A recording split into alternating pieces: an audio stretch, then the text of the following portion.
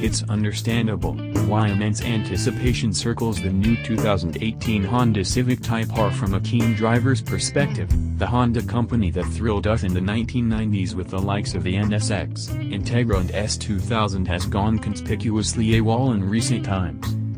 Australia hasn't seen the Type R badge since the 2012 Civic.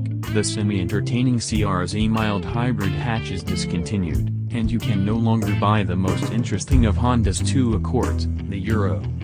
And while a second-generation NSX supercar emerged late last year after much delay, its $420,000 price tag makes for a great halo effect but little relevance for the normally waged. So, after years of frustration, we finally find ourselves sitting in an uncivilized-looking Civic we hope can make more than just a visual statement. We already know the Type R is quick. Earlier in 2017 it set a record for a front-wheel drive production car lapping Germany's 21 km Nürburgring. And we already know the hot Honda is handy on a racetrack, after fellow tester Kurt belted it around Tasmania's Baskerville Raceway at the car's local launch.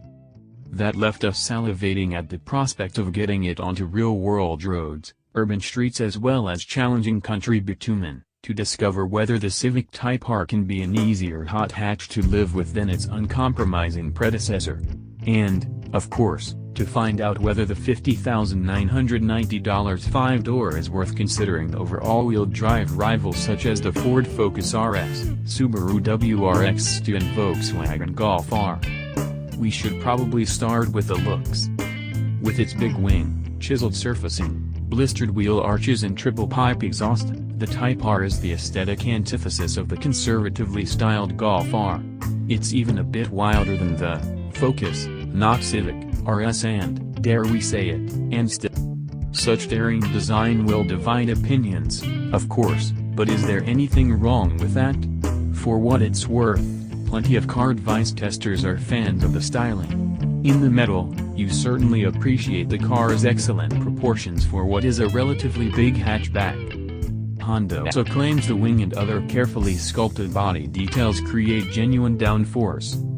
The Type R's cabin isn't exactly for shy and retiring types, either.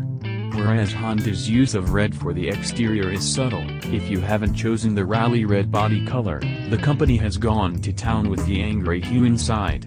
The company's brand color dominates the sports seats, while it also features on the steering wheel and in the infotainment display graphics.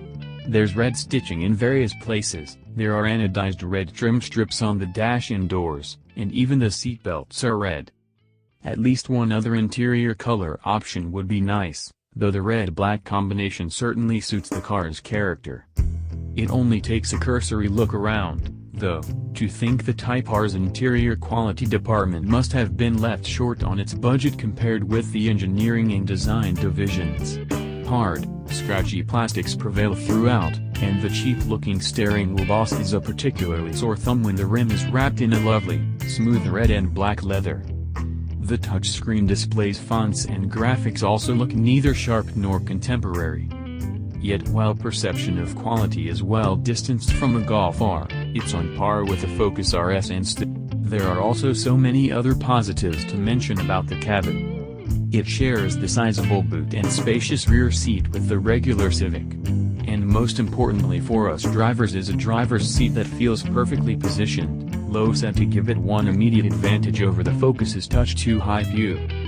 Then you get underway, and everything continues to feel just right. To Honda's credit, the Type R's default setting from its three vehicle modes is the middle, Sport. If you're commuting or traveling around the burbs, it's worth switching to Comfort so the steering doesn't feel too heavy and the dampers relax enough to ensure the still stiff ride offers some semblance of elasticity. The Type R's high body rigidity and multi-link rear suspension both contribute to a ride quality that is vastly easier to live with than the last generation, rear torsion beam model sold here. As crucial to the Honda's newfound daily driver credentials is a different breed of engine.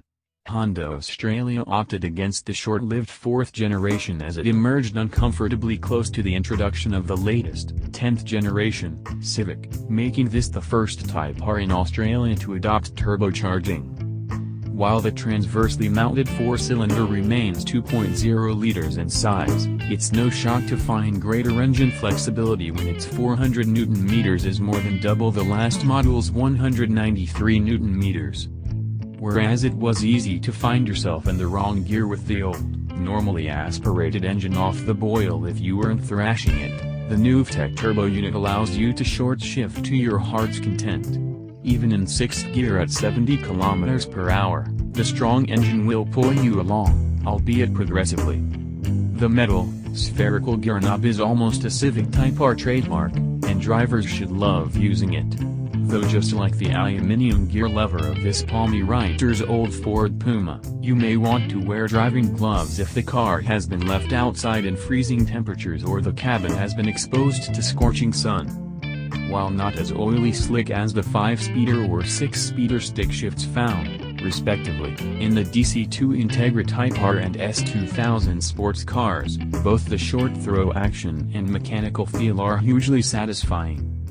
The Type R's turbo engine doesn't scream towards stratospheric redlines like the normally aspirated units in those cars, or the last Civic Type R, yet it absolutely rewards winding it out to its 7,300 revolutions per minute limiter. The frenetic rush of revs may be linear rather than a step change, though there's more top-end power to be found with 228 kilowatts, a giant leap over the former R's 148 kilowatts, remembering that Australia skipped the most recent one before today's car. It's also matched by quite vicious in-gear acceleration, an area of performance where the Honda is far more competitive against its all-wheel drive rivals, which inevitably are more than a second quicker than the Type R's 5.8-second 0 to 100 km/h claim. There's also surprisingly minimal torque steer whether you're gunning the Honda from arrow straight or out of a tight bend. In fact, the Type R's ability to get its generous power to the ground effectively reminds us of the last generation front-drive Focus RS, the Honda using both its mechanical limited slip diff and brake-based torque vectoring for great traction and understeer avoidance even on slightly damp roads. The Type R's direct steering goes from lock to lock in just over 2 turns, and its weighting in sport is nigh on perfect even if there could be greater communication. Flick the wheel quickly from left to right in fast S-bends and the Honda's chassis responds at will, while the relatively long wheelbase, 2.7 meters, widened tracks, and licorice-thin 245/30 R20 Continental rubber customized for the Type R all combine to give the Honda tremendous stability and high speed, constant radius corners. The brakes minus 345 mm 4-piston Brembos up front can feel a fraction sensitive around town, but deliver in sporty driving with the firm, progressive pedal feel and immediate bite. They complete the Honda's dynamic synergies, and place the Civic Type R ahead of the Subaru WRX as Japan's best answer to Europe's hottest Golf, Focus and Megane models. The Civic's $50,990 price tag means it's not as accessible as previous Type R versions of the Integra or Civic, yet the bang for your buck ratio has actually improved in terms of power. Whereas the last $39,990 Civic Type R, for example, cost $270 for each of its 140 kilowatts, the latest model works out at $224 per kilowatt. More importantly, however, is that the Civic Type R, much more than the NSX Supercar, is emphatic proof that Honda has rediscovered its sporty mojo.